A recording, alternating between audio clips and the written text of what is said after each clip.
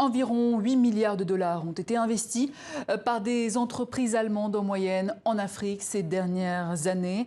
C'est dans ce contexte que Berlin a accueilli il y a quelques jours le sommet Compact with Africa, une conférence destinée à soutenir l'investissement privé allemand sur le continent.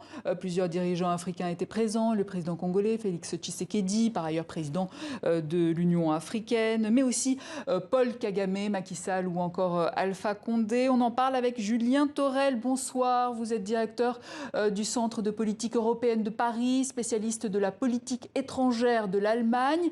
Troisième édition donc du Compact with Africa, projet lancé en 2017 par la chancelière allemande Angela Merkel lorsqu'elle présidait le G20. 12 pays africains seulement ont participé à ce sommet sur les 54. Ça en dit long sur les relations commerciales entre l'Allemagne et l'Afrique. Effectivement, mais pas seulement sur les relations commerciales, je crois, et pas seulement sur les relations commerciales de l'Allemagne avec l'Afrique, mais de l'Union européenne de manière générale. Je crois qu'il faut replacer le contexte de cette politique allemande à l'égard de l'Afrique dans un contexte un peu plus général, un contexte européen, et ne pas le limiter aux seules initiatives qui ont été prises par le gouvernement fédéral d'Angela Merkel depuis 2017, mais revenir un petit peu plus en arrière au milieu des années 2000, parce que l'impulsion véritable n'a pas été donnée par Angela Merkel, mais par le président fédéral de l'époque, qui était Horst Köhler, qui avait été directeur du FMI, directeur général du FMI, pardon, et qui a indiqué il y a une quinzaine d'années à peu près qu'on mesurerait véritablement à la politique africaine ce que serait notre humanité. Et je crois que c'est ce qui a motivé un engagement fort de la part du gouvernement fédéral. Angela Merkel, durant ses 2 premiers mandats, elle est aujourd'hui à la fin de son 4e, a été extrêmement active avec 4 voyages diplomatiques en Afrique. Elle a été, entre 2011 et 2016, un petit peu plus discrète, mais la crise migratoire que l'Europe a connue et qui a touché particulièrement l'Allemagne avec l'afflux d'un million de réfugiés en 2015-2016, a convaincu, je crois, le gouvernement fédéral qu'il fallait être beaucoup plus actif dans les relations de l'Allemagne, bien sûr, mais aussi de l'Europe de manière générale face au continent africain. Et il y a ensuite eu cette mise en place du plan Marshall pour l'Afrique. En quoi consiste-t-il exactement? Est-ce que vous pouvez nous le rappeler, s'il vous plaît? Effectivement, mais je crois qu'il faut différencier les 2 initiatives. C'est-à-dire que Compact with Africa, c'est une initiative que l'Allemagne a prise en Bourg 2017, vous le rappeliez dans le sujet initialement, dans votre introduction, avec le concours des pays du G20.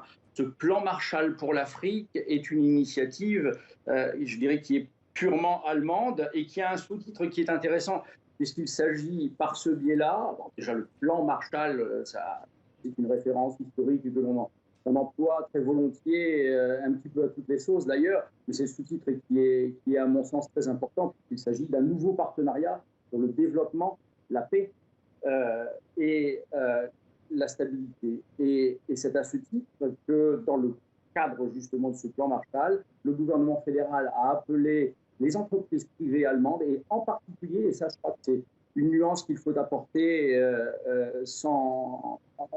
il faut y apporter cette nuance parce qu'elle tranche véritablement avec la politique passée, c'est que ce sont les PME et les ETI allemandes qui ont été appelés à investir davantage en Allemagne pour une croissance durable dans le domaine de l'énergie, dans le domaine du commerce bien évidemment, mais aussi dans un domaine qui peut paraître parfois du point de vue occidental, au regard des décennies passées, je dirais peut-être incongru, mais aussi de certaines évolutions en matière d'état de droit. Alors on va revenir sur ce sommet de ce week-end. Que faut-il en retenir sur les grandes lignes? Alors ce qu'il faut retenir de ça, on peut être déçu. Déçu parce qu'on est dans un contexte un petit peu particulier. Je crois que les dirigeants africains, de l'Union africaine également, pas seulement des dirigeants nationaux qui étaient présents, ont su le souligner. On a aujourd'hui une situation qui est un petit peu particulière et avec, en termes de développement économique, une Afrique qui a considérablement souffert de l'année et demie de pandémie que nous venons de vivre, bien sûr, nous en Europe, mais si on comparait la situation en Europe et la situation en Afrique, on aurait bien entendu une toute autre perception. Les résultats du sommet peuvent paraître décevants parce qu'au final, ce que l'on en retient, c'est que les États africains ont obtenu de l'Allemagne qu'au lieu de 30 millions de doses de vaccins contre le coronavirus, ils en ont obtenu 70 millions. C'est un aspect et c'est ce qui a peut-être attiré l'attention particulière de la plupart des médias. Mais ce que je voudrais retenir, moi, c'est tout de même, dans le cadre justement du plan Marshall que l'on évoquait à l'instant, ce souci de ne pas se contenter d'offrir, un peu dans une attitude paternaliste, comme ça a été le cas dans les décennies passées, je dirais l'aumône, mais aussi de soutenir, et ça c'est un élément extrêmement important, soutenir le développement du vaccin contre le coronavirus en Afrique même. Il ne s'agit pas d'exporter des vaccins qui seront produits en Europe ou ailleurs, mais de produire le vaccin en Afrique également, de sorte que les populations locales puissent aussi tirer profit de cette situation, non seulement sur le plan sanitaire, mais également en termes de croissance et d'emploi. Et des projets dans ce sens sont notamment en cours, notamment en Afrique du Sud. Alors c'est un sommet, je le rappelle, qui sonnait comme un au revoir pour Angela Merkel, à un mois de son départ. Ce sera le 26 septembre à l'issue des législatives. Quelle a été la politique de la chancelière allemande justement vis-à-vis de l'Afrique pendant toutes ces années? Comme je vous le disais tout à l'heure, on a constaté un regain d'intérêt de la part de l'Allemagne à l'égard du continent africain qui était sans précédent. Il s'est nourri, bien entendu, de plusieurs facteurs. Il y a, je vous le rappelais aussi, cette crise migratoire à partir de 2016, mais aussi ce gouvernement fédéral a aussi pris conscience véritablement de la nécessité de stabiliser le continent africain. D'où une aide de l'Allemagne,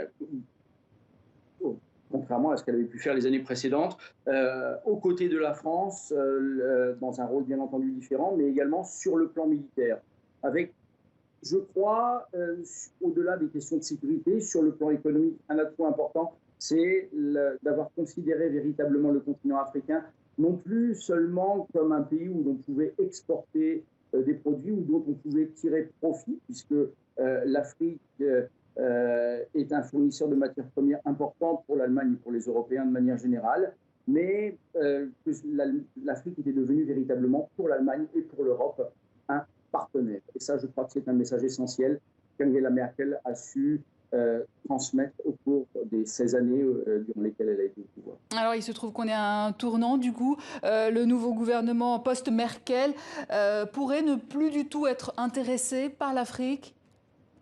Non, ça, j'y crois pas. Alors, évidemment, quand on regarde la concomitance d'événements avec la situation en Afghanistan, qui pourrait elle aussi déclencher un afflux de réfugiés dans les semaines et dans les mois à venir, on pourrait penser que le focus va être placé sur cette zone géographique.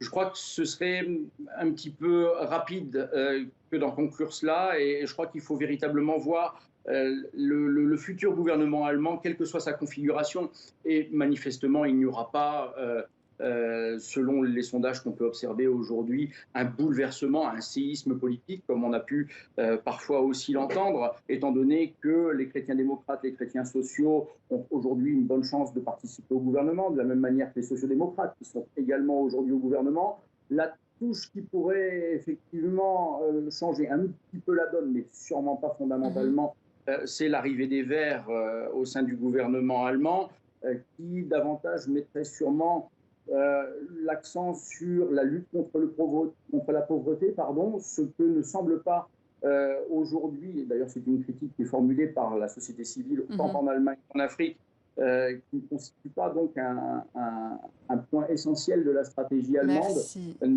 Pardon. Merci Julien Thorel, je suis obligée de vous couper par manque de temps. Merci, je rappelle que vous êtes directeur du Centre de politique européenne de Paris et c'est ainsi que s'achève cette édition.